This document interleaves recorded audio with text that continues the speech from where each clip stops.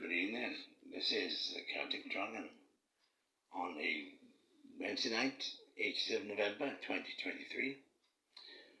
I'm going to talk about the Amityville Horror, a story that was fictional, although it was based on fact.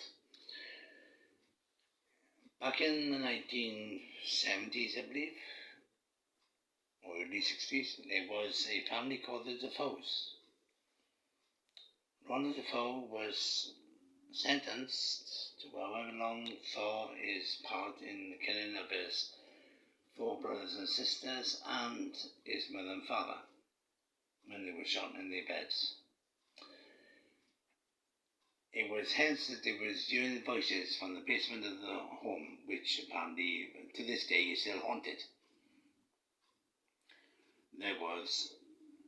It's not used anymore from what I hear, but what I do believe that it was just outside New York, Long Island, which was basically the actual address was 112 Ocean Avenue,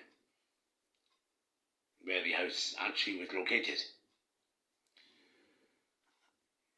It was so sad that Ronald Defoe was hearing voices in his head from the basement below. And although Amityville 2, which was the name of the film, The Possession, it was actually set back in time before the Lutzes took over the house in the 70s. So I found that it was horrific from the first film, which turns out to be the second because of George and Kathy moving in later on after the Defoes left. It was actually George and Kathy Lutz. The real Lutzes, of course, the film was portrayed by Margaret Kidd and James Brolin. It was horrific what happened. So, I mean, although the house was dormant for a while as far as the voices were concerned, but the voices did reappear when the Lutzes moved in. So, then of course you had the priest where they had to bless the house. The priest in the actual film was played by Rod Steiger. But then the flies and the voices slammed the door shut and all the flies was appearing over the window.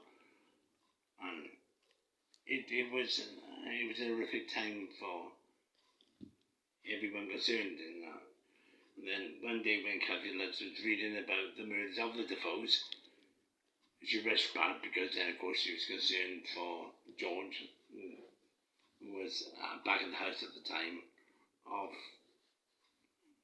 the reappearance of all the journalists. So I think really what else can I say about it?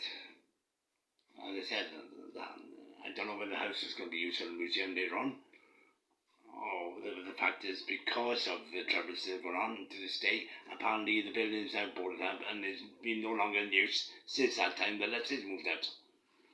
So that's basically about it, really. Thank you, Celtic Dragon, saying goodbye.